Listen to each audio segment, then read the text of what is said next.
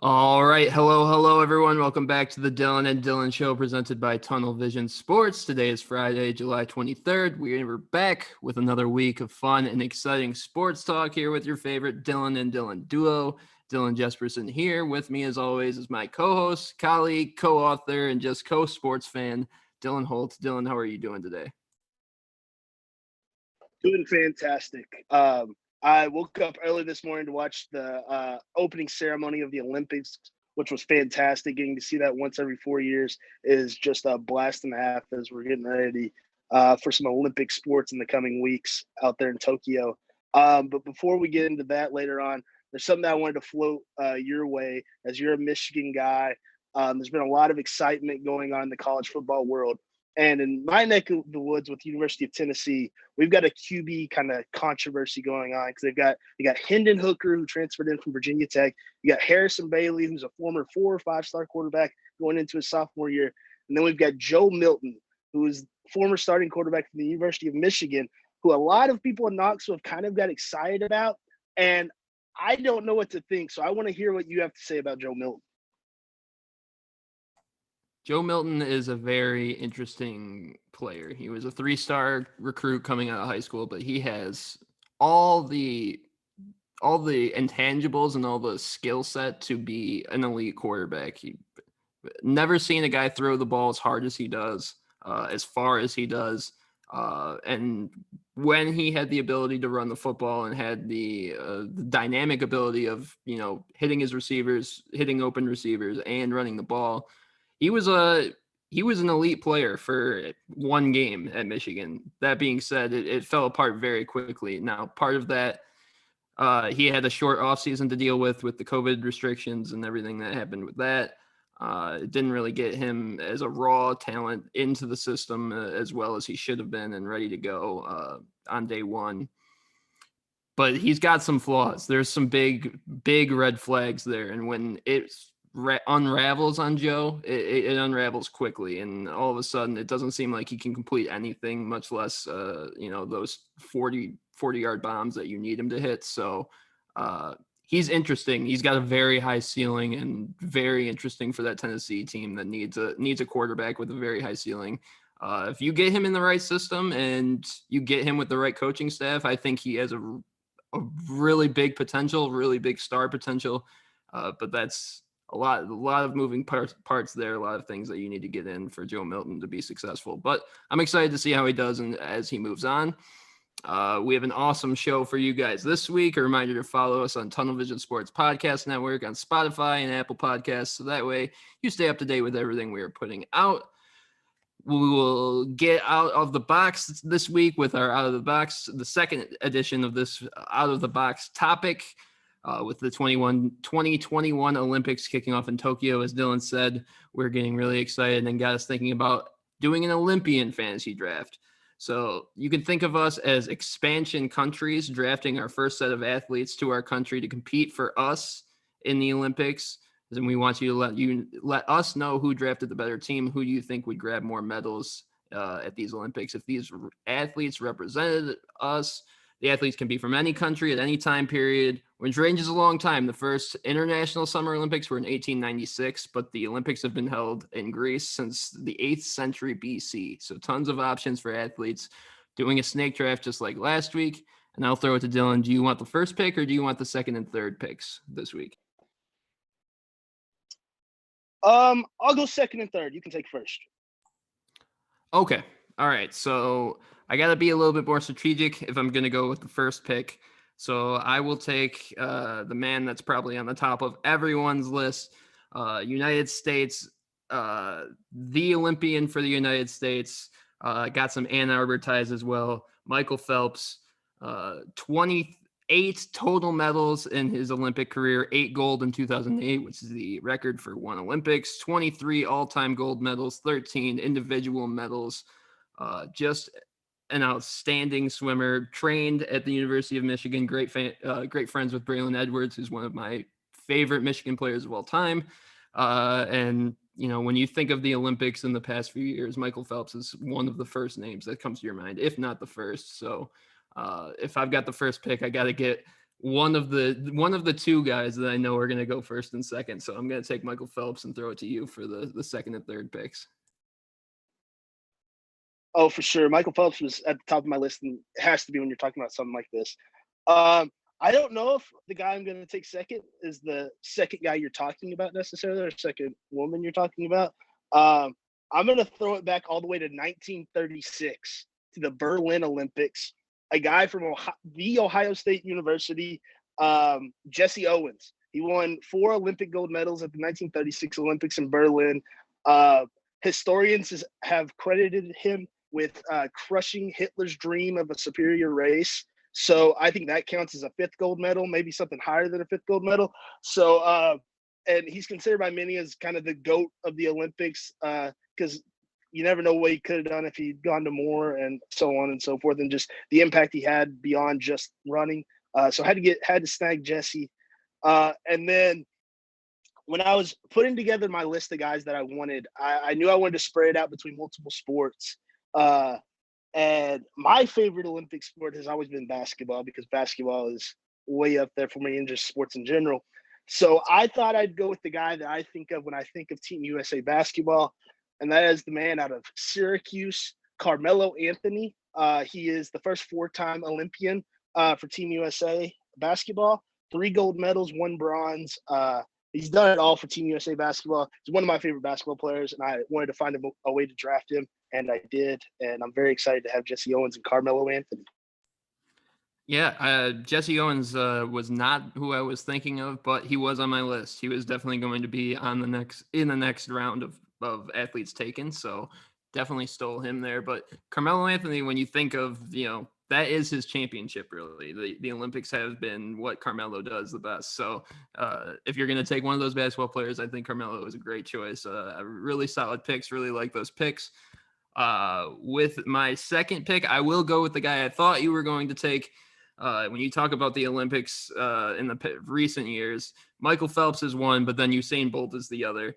Fastest man alive, world records in the 100-meter, 200-meter, and the 4x100-meter relay, 8 gold medals in the Olympics, 11 in the World Championships, 23 all-time gold medals in his sprinting career. And just a reminder, he was for a bit interviewing with teams to possibly join the NFL as a kick return, punt return specialist. I still think that would have been an awesome experiment, even if it didn't work out, just to see Usain Bolt in a football uniform, put those pads on. I would have loved to see truly how fast he was compared to those guys. And then with my next pick, this one I'm sure is not on your list, but this is whenever the Olympics comes around, and it really came to my attention when Michael Phelps ended up breaking the record for the most Olympic medals, because I was like, okay, whose record did he break? And it goes all the way back to the original Olympics. Before it was international, this is Greece. We're talking 185 BCE is when this man was born. And his name is Leonidas of Rhodes. Leonidas of Rhodes achieved 12 individual gold medals over his Olympic career. And back then, little known, probably well-known fact, actually, the Olympic Games, most of the sprinting competitions were done in the nude. They're done naked, fully naked, but Leonidas participated in the events that required you to wear full suits of armor while you were sprinting. It was kind of like weights that you would put on, but really showing where the Olympics came from. Like, these were true warriors back then, competing and showing their athletic prowess. 12 individual gold medals. Michael Phelps just recently broke that record. Leonidas of Rhodes is still considered one of the best sprinters of all time. And as a guy from BCE, I had to snatch him up. I had to get that man on my list. So I'm pretty happy with my first 3 picks so far. I'll send it to Dylan for his last 2 picks. I did not expect Leonidas of Rhodes. I will admit that. I didn't have him on my list. Usain Bolt was, but I think I had Usain kind of as an emergency plan in case you didn't pick him. I didn't want 2 sprinters because I'm trying to spread out my wealth here. Because I already have Jesse Owens. So I'm going to continue that trend. I've got my basketball. I've got my sprinting. I'm gonna mix it up now for, I guess, the country of Holt. I'm gonna go with freestyle wrestling. I'm gonna go with Kurt Angle, who won the '96 gold medal in Atlanta. He only won one gold medal, but he won that gold medal, as he's famously known for, with a broken freaking neck. And I think that's a guy, like, if in this fantasy world, he's healthy, he can do it all. That's a guy I want on my team. He was dominant in his amateur career in college, winning 2 national championships, and then winning the World Wrestling Championship in '95 before the '96 Olympics, and then went on to have a very, very talented professional wrestling career in the WWE. So that's the guy I'm getting with my third pick. I'm very happy. Kurt Angle, an all-time favorite of mine. And then this fourth pick, there's a couple of ways I want to go. Am I allowed to have a winter Olympian? Because we didn't specify, so I'm going to ask you. Yeah, I am. We didn't specify, so I don't think that's against the rules. I go for it. All right, awesome. So I'm going to pick another one of my favorites. He's a winter Olympian, but I think with the new things coming into the Olympics this year, like skateboarding, and then you've got stuff like BMX, I think he'd fit right in with it. I'm going to go with Shaun White, 3-time gold medalist in the Winter Olympics. He's always been a favorite of mine, especially after he did that "We're Talking Mountain Dew Baby" interview. He's an electric athlete. It's a clean sweep for Americans on my team, which I kind of expected to happen. But yeah, I'm excited to have Melo, Jesse Owens, Kurt Angle, and Shaun White. I'll send it to you for your last pick. Yeah, Kurt Angle really brings up some nostalgia for me. I was a wrestling fan way back in the day when I was growing up, and Kurt Angle was one of those first guys. He was a superstar in the WWE right when I was breaking into the WWE. So definitely a good pick there. I like that pick. And Shaun White, definitely a good pick as well. I have a decision to make with my last pick. I think I'm pretty solid with this last pick, though. Probably the only recent Olympian on any of our lists, the only one competing this year, but dominant in her own right. I'm going with Simone Biles from the United States.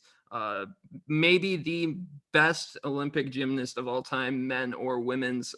When you have a name named after you, when you have a move named after yourself, you're in an elite category. She's the most decorated U.S. gymnast of all time, maybe the greatest gymnast of all time, period. 4 Olympic gold, 27 all-time gold medals in all of the in all of her gymnastics career. And I think the most dominant U.S. Olympian right now. Everyone knows Simone Biles' name, and I'm happy that she can round out my list. But I think this is a very solid competition. I think we both got really good names on both of our lists. Anyone that you left off your list that you were thinking about drafting? So I had quite a few basketball names just in case you nabbed Melo, which I didn't think you would, but I had LeBron and Kobe down just in case Michael Jordan. And then I had Mark Spitz, who won 9 gold medals in swimming, and Carl Lewis, who won 10 medals, 9 gold and 1 silver in track. So those were the names that are kind of my alternates. And that's who I would have went with, either Spitz or Lewis. Probably Spitz if I was not allowed to go with Shaun White. And then I also had Tony Hawk, but I didn't go with Tony Hawk because he wasn't an Olympian and skateboarding just became a thing. But Tony Hawk, if he would have been allowed to skate, if skateboarding wasn't an Olympic sport back in the day, Tony Hawk might be more decorated than Michael Phelps. What about you? Who did you have as alternates, or who barely missed you? Yeah, that's almost kind of disappointing to that. Skateboarding is now an Olympic sport, and we're gonna have to go through, and other skateboarders will have Olympic gold medals, and Tony Hawk won't. It just is kind of we all know Tony Hawk is the true OG in the skateboarding category. I really have only one because Jesse Owens was going to be on my list. Simone Biles was kind of an alternate. I kind of wanted to decide between him and Simone Biles at the end. But my only other alternate, in case someone that got taken, I was pretty confident Leonidas Rhodes would still be there. But Jim Thorpe was my only alternate that didn't get taken. Obviously, Pro Football Hall of Famer, but as well as an Olympic athlete, won gold in the decathlon and the pentathlon in the 1912 Olympics in Stockholm. And cool fact about that, he won the pentathlon, which is 5 events, He swept it other than the javelin throw. And the only reason he didn't win that event is because he had never thrown a javelin before getting to the Olympics. Still finished third in that event, just showing you how versatile and how amazing that dude was as an athlete.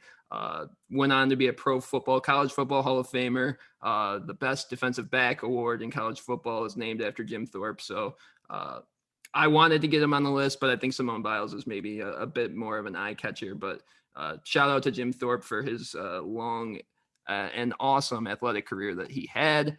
All right, be sure to be looking out for those polls on Twitter and Instagram to help us decide who had the better group of Olympians and who we left off our list that you think should have made it. We will move on now to some of the breaking news out of college football, as it seems that the Big 12 is falling apart.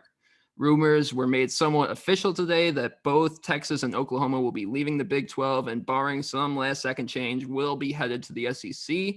It's massive news and that has massive implications on the entirety of college sports.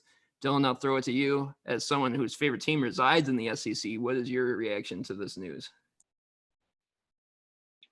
I'm not a huge fan of it because it terrifies me, because my favorite team that lies in the SEC is Tennessee, and we're not very good, and we haven't been very good for a long time because other teams in the SEC are really good. If Texas and Oklahoma come to the SEC, which it looks like we very well might be headed to that, they're going to both be really good, because the advantage of SEC recruiting will just be a nice kick in the butt for Texas. And Oklahoma's already really good, so it'll probably just make them even better, which is it's a scary, scary thought for someone as a Tennessee fan. I think it's really interesting, especially with the SEC, the new TV deal coming up. It's just going to generate more money for the conference, which is good. I think we talked about 10 years ago, everybody was talking about how the super conferences were becoming a thing. And this would be an actual super conference. I don't know how to feel about it. I don't know how it would work, honestly. How does a 16-team conference work? Do you do 8 teams in the East and West? Do you break it down into little pods? There's been a lot of pitched ideas on what to do. I don't know. It's really interesting. Tennessee has had a series with Oklahoma in football over the past decade. We've played about 3 or 4 times, and it's been a ton of fun. Having Oklahoma coming to Knoxville, Tennessee going to Norman has been a ton of fun, and they've been very good games. Oklahoma's won most of them, but they've been fun. So, I mean, they're programs that would fit right in. They're so passionate about their sports. And it's more than football. Both of them are competitive in basketball. Texas was just really good at baseball. It add a lot to the conference, but I think you near closer to the super conference. What in the world happens to the Big 12? Does that dissolve? What does Kansas do? They're a blue blood in basketball, but football's not as competitive. Are they going to try to stick around? I don't know. I think it raises more questions than it gives answers, and I think that's fun as people that sit here every Friday and talk about sports. I guess what I'm going to ask to you is, what were your first initial reactions to the Texas and Oklahoma news? Yeah, and my first reaction was very similar to yours. This is basically the first step towards the super conferences that we've heard about for so long. With that idea, it was basically 4 conferences with the majority of the powerful teams. And in that scenario, one of the conferences has to go and either fall out of relevancy or just dissolve in totality. And it seems like that's where the Big 12 is headed at this point. They were the weakest conference before, had to just kind of create a conference championship game, even though they only had 11 teams. And they're in a tough spot because now their 2 most powerful teams are leaving, and there's not much you can do after that. Even with Kansas's relevancy in basketball, there's not much you can do with the teams that you have left. So it seems like those teams are breaking apart, and it makes me really interested. That was where my initial thought process was: is where do the rest of the teams go? Where does a team like Baylor go in a realigning conference situation? Because there's no real geographical place that makes sense for them other than maybe the Pac-12, but that still doesn't even really seem right. And I don't know. That's why you're right. It raises more questions than it answers.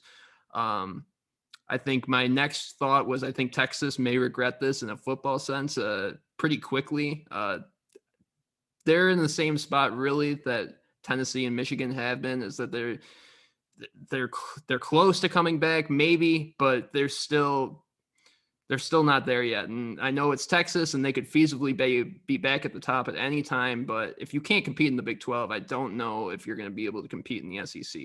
And they haven't competed in the Big 12 for the past, I don't know how many years. It's been a while since Texas has been truly back. So I'm interested to see how that plays out. And just finally, I think I'm most my most positive feeling that came out of this was that I'm just happy to see Texas and Texas A&M get their rivalry back. And talking to fans of those two schools, it's one of the purest rivalries in all of sports. And lately, it's just been like subtle jabs on social media, and they never really play each other in anything.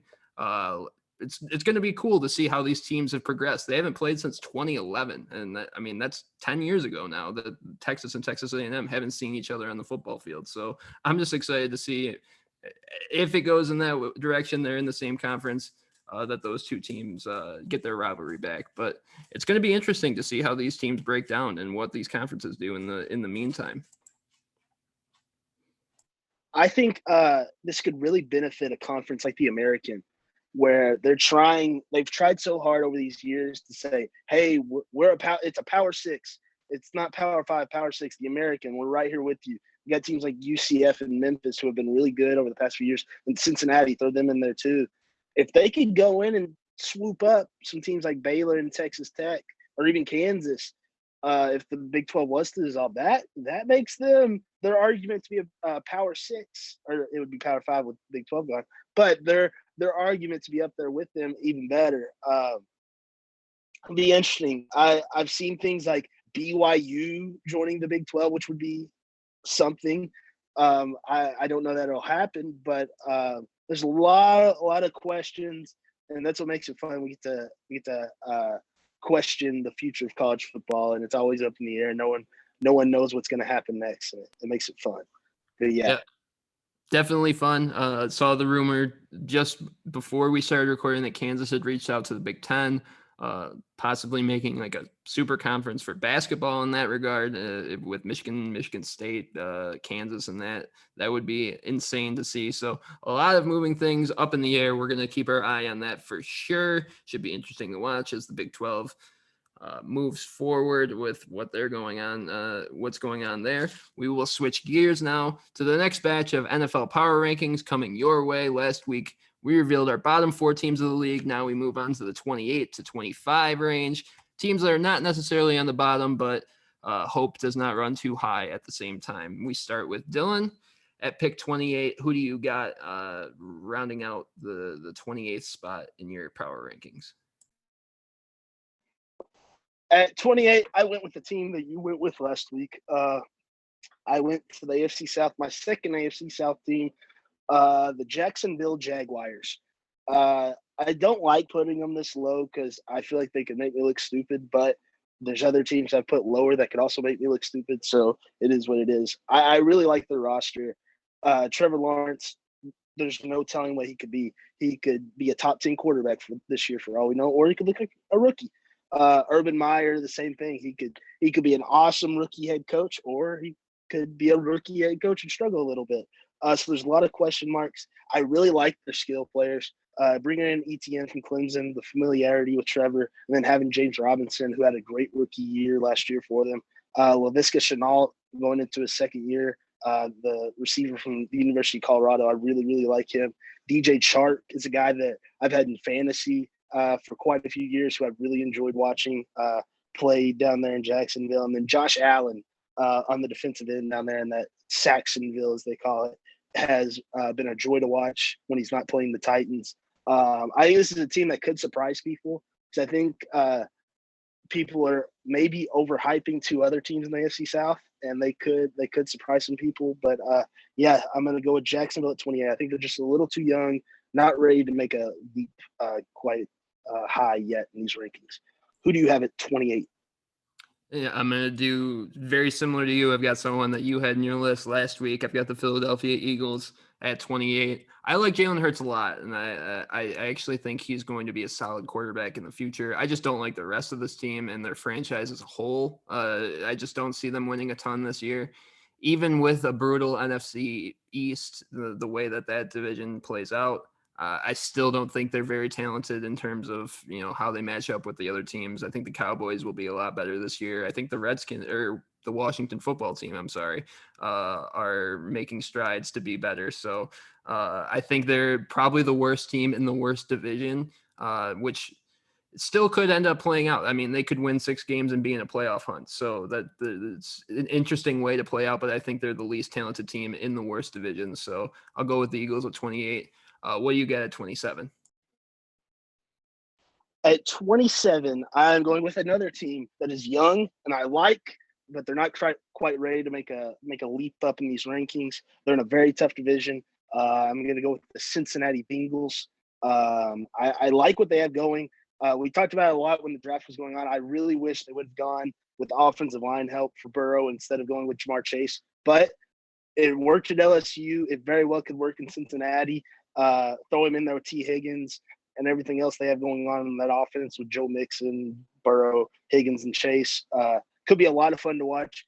But they have a very, very tough division. The AFC North is stacked with maybe 3 playoff teams. So it's going to be a tough year 2 for Zach Taylor and Joe Burrow. But it'll be interesting. I think they're going to be a fun team, but these fun young offensive teams, I think they're going to have a rough time this year. But yeah, the Bengals at 27. Who do you have at 27? So I'm going to go back to the NFC East. I told you the NFC East is the worst division in football.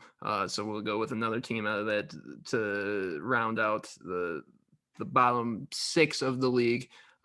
Bit farther along in the rebuild than the Jets and the Lions, but the New York Giants are going to come in at 27. I'm just not sold on the direction of what their rebuild has taken. I'm not the biggest Daniel Jones guy, even though he has impressed me since they took him at that spot. I thought he was a bad pick. He's turned into a pretty solid pick. But now he has to step up and be elite. If you're a top 10 drafted quarterback, you can't just be serviceable. You can't just be pretty good. You got to win games. And it's up to him to lead this team past where they were last year, 6-9, not very competitive. Because he doesn't have a ton of help. He really is the guy on that offensive side of the ball. And I don't know if that's really the way that the Giants thought that the offseason would shape up, but that's where they're at now. And now they got to deal with it. Maybe Daniel Jones makes a big step forward, but if he's just where he was last year, I think the Giants are probably near the bottom of the NFC East again. Unfortunately for them, we will move on to 26. Who do you have in your 26th spot in your power rankings? I think my 26th pick is kind of controversial, and that's okay. I think this fan base might hate me, and that's okay. This is a team that I can't get excited about. I feel like they lost quite a bit, and I can't find myself getting excited about them. I couldn't put them any higher on my list. I'm going with, out of the AFC West, I'm going with the Las Vegas Raiders. And I can't get excited about them. I think they're the worst team in the West. I don't think they're bad necessarily, but I think they're going to have a really tough time against those other teams. I think there's 2 of the teams in the West are very young. The other one's dominant, and I think they're going to have a hard time going against them. I'm not crazy about them. They don't excite me. They've got I don't know. I don't see Josh Jacobs, Derek Carr, Waller, and Ruggs doing much. I just don't. And I might be a hater. I don't know, but I don't see it. So I'm going with the Raiders, the black and silver at 26. Who do you have at 26? Yeah, I feel like the Raiders are built up with a lot of guys that are good fantasy players, but don't necessarily gel well when you talk about them as number 1 options all across the board. So I see where you're going with there. I don't have them in this batch, but definitely coming soon. At 26, I've got the Atlanta Falcons. I think this is the year that the bottom drops out on the Falcons. Matt Ryan lost his best target this offseason to your Titans, and I think that's going to hurt way more than anyone thinks it does. When Matt Stafford lost Calvin Johnson, his numbers took a huge dip, and that's because Calvin Johnson is a one-of-a-kind type talent, and Julio is that kind of talent, and I think that's going to be enough for the wheels to fall off. The bottom falls out on this team. They lose a bunch early, and Matt Ryan basically starts packing it up, and the Falcons have to start their rebuild after this season because I think this is the year it really gets bad for Atlanta fans. Rounding it out, we've got 25. Who do you got at 25? I absolutely love that pick at 26, and I love it so much that I'm going with it at 25. 25, I got the Atlanta Falcons, and for many of the same reasons. I think the South's pretty good. I think the Panthers got better. The Saints maybe didn't get better, but the Saints were already really good, and the Buccaneers are the Super Bowl champions. So you can't be much better than that. The Falcons got worse. They lost Julio, who, in my opinion, is the best receiver in the game, and I will hear no other.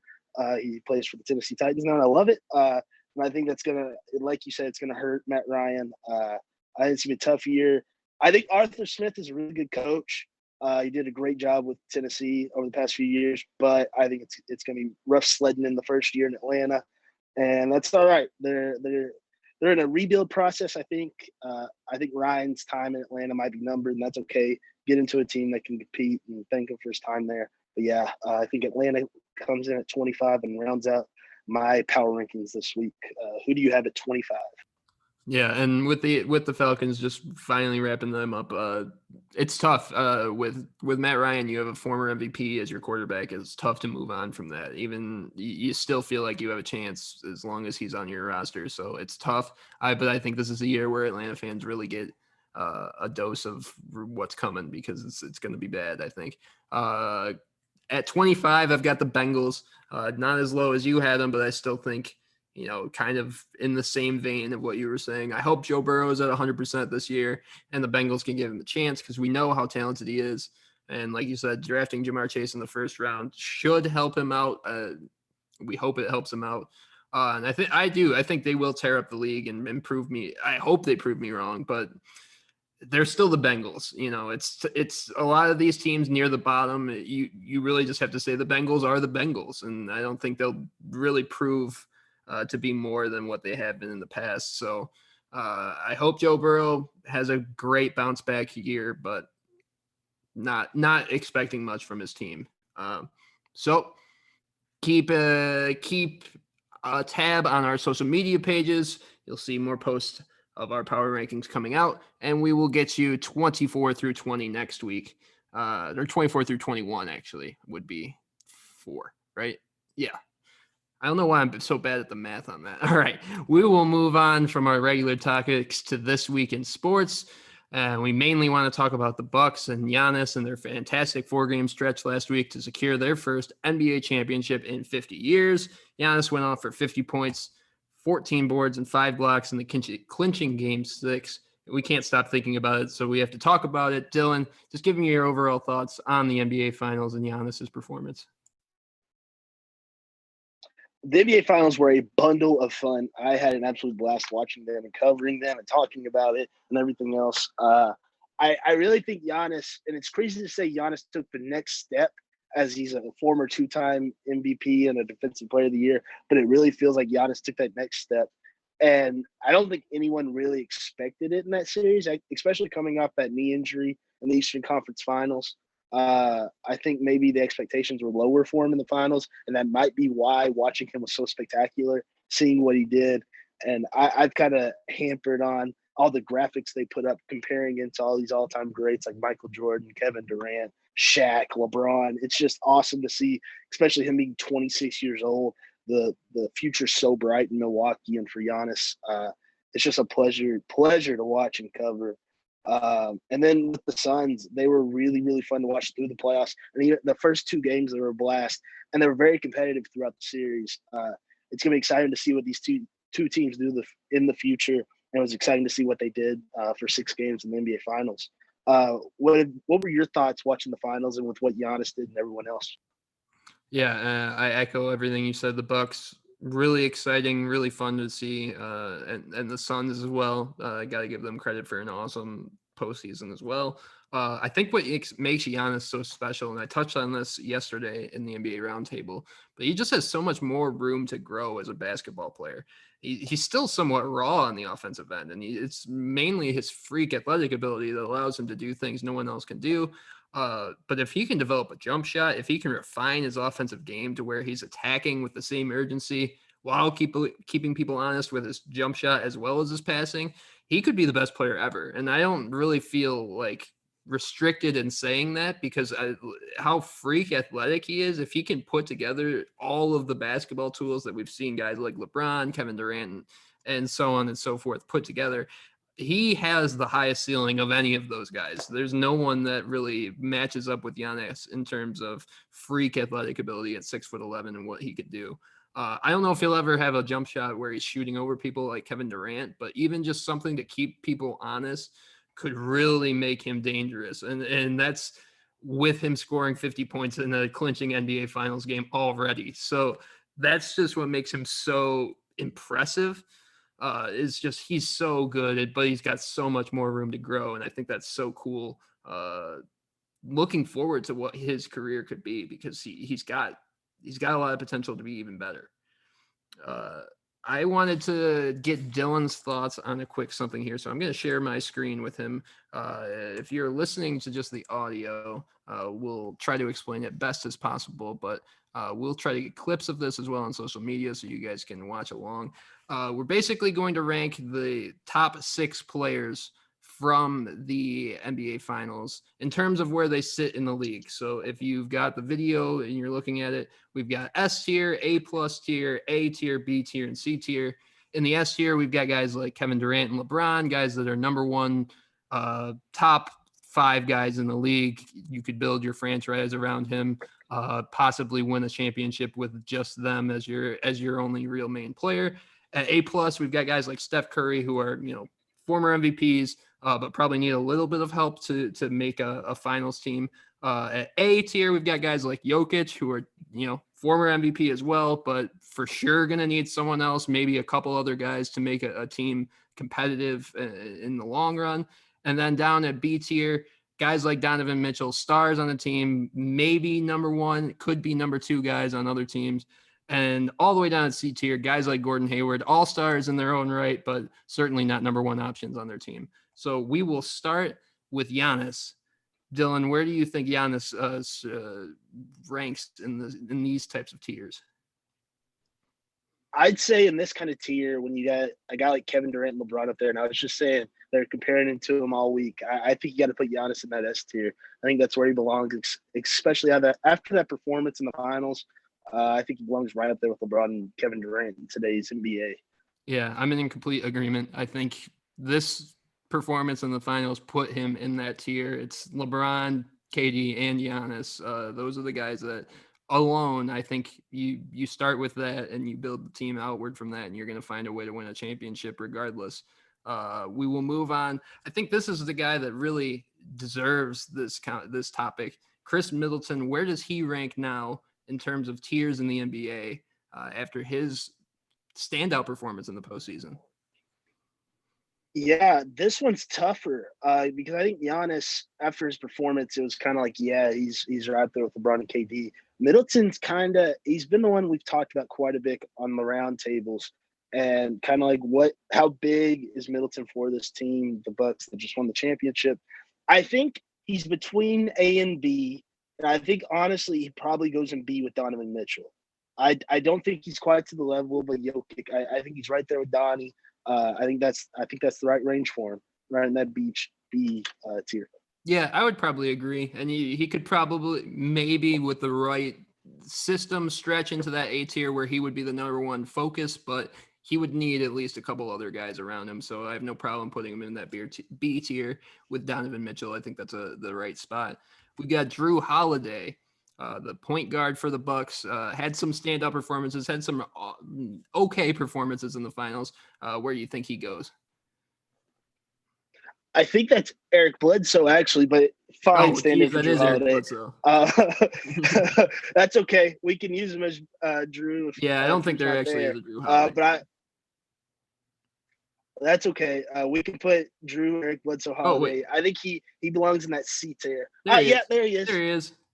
Yep, right there by DeRozan. Yep, let's put Drew in there with Gordon Hayward. I think that's where Drew will go because he's a tier down from Chris. Yeah, I think that looks like the right spot for Drew.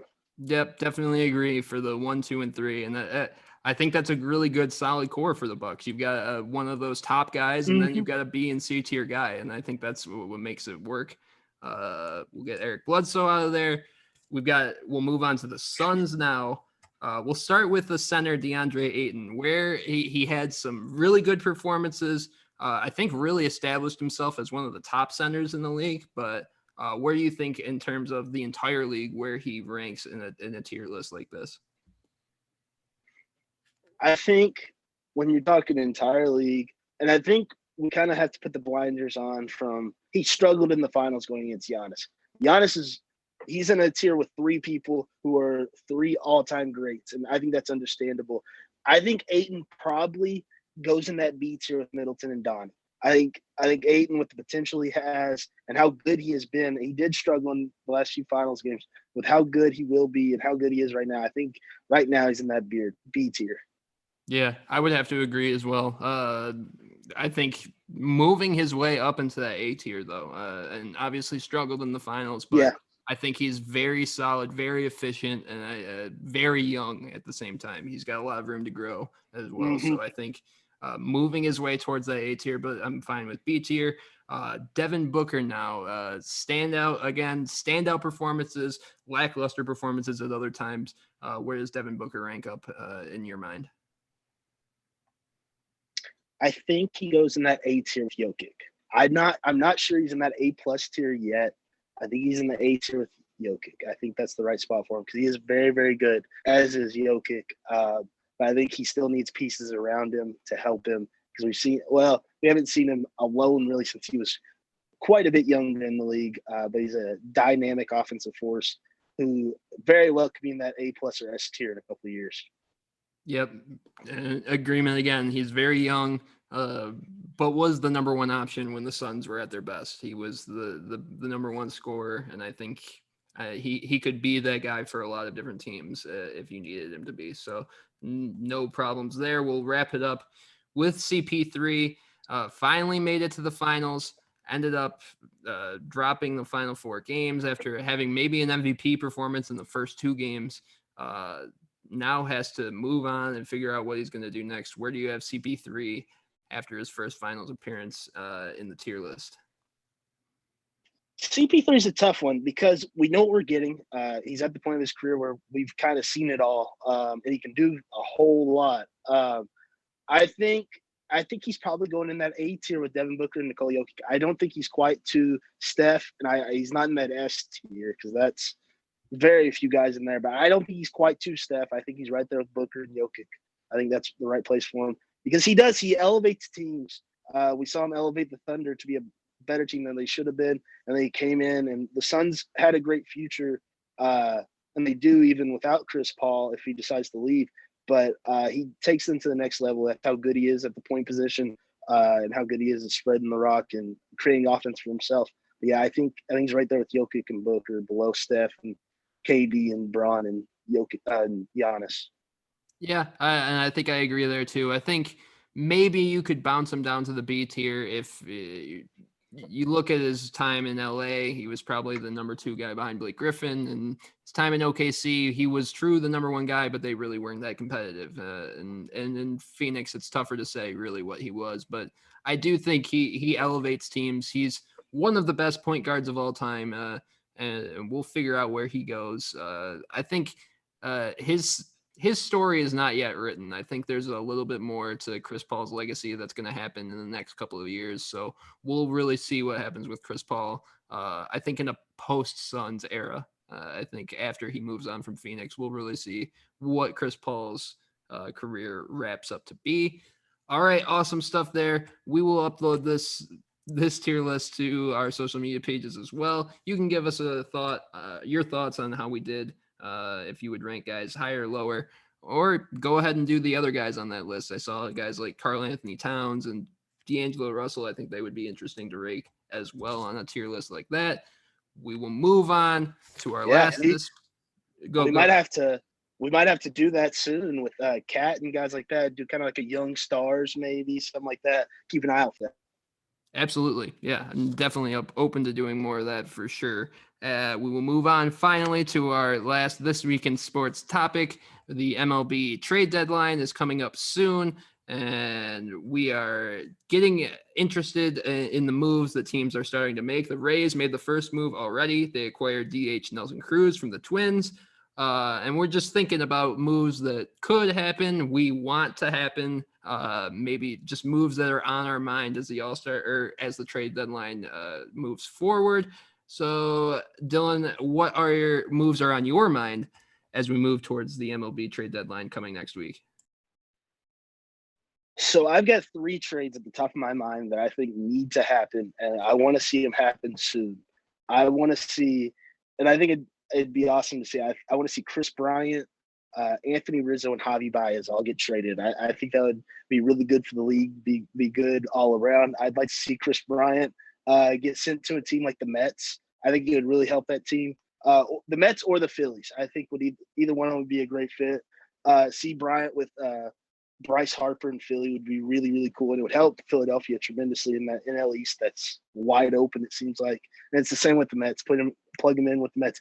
And the fun thing about Bryant is he can play anywhere. Chris Bryant, you can put him at first, third, outfield, whatever, and making an immediate impact.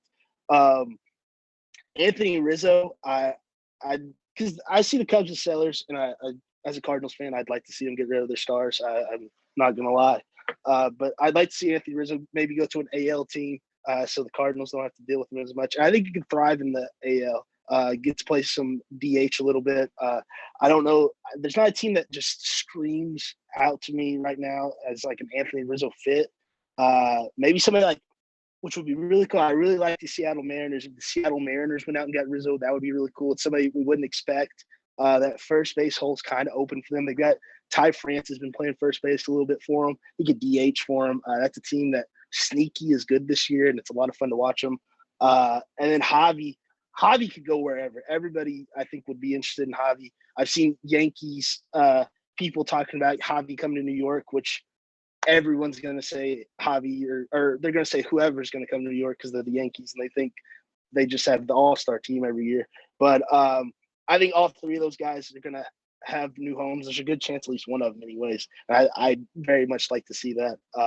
It would be very cool in my book.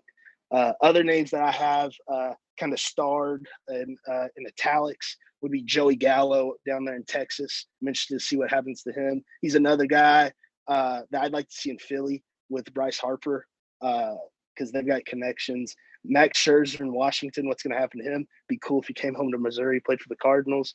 Who knows? Eduardo Escobar out there in Arizona has been in trade talks. He's a first-time All-Star. We'll see what happens to him. And then Trevor Story.